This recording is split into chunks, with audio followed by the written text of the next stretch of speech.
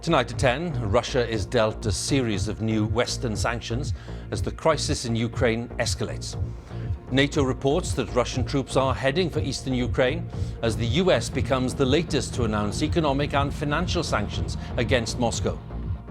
Who in the Lord's name does Putin think gives him the right to declare new so-called countries on territory that belong to his neighbors?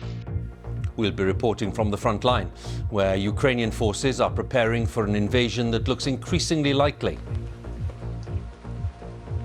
Here in eastern Ukraine, troops say they will stand their ground, and if President Putin invades, he'll have a fight on his hands. Yes, we'll have more from Ola in Ukraine, and we'll have details of the new Western sanctions against Russia, including those announced by the UK, also tonight. The latest on the damage caused by Storm Franklin, with more than 75 flood warnings in place across England and Wales. It'd be naive to think things aren't going to happen, but it does seem to be dramatically changing. And in Scotland, most COVID restrictions will end in a month's time, but self-isolation is not being scrapped. And coming up in the sport on the BBC News Channel. Chelsea are in Champions League action, but could the final be moved away from St. Petersburg amid the Ukraine-Russia crisis?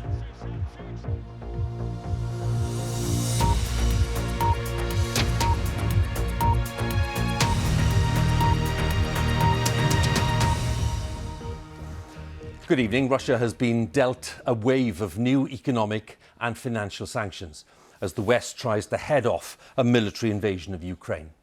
NATO is saying today that there's evidence that Russian troops are moving towards areas of eastern Ukraine and that there's every indication that President Putin is still planning a bigger offensive. Within the past couple of hours, President Biden accused Russia of a clear violation of international law and announced new financial sanctions. Now, this is the flashpoint. This is the region of eastern Ukraine, more specifically the Donbas region, where parts of Donetsk and Luhansk have been controlled by Russian-backed fighters since 2014. And yesterday, President Putin recognized these areas as independent states and said he would send troops there on what he called a peacekeeping mission. In a moment, we'll look at the latest international reaction to the crisis.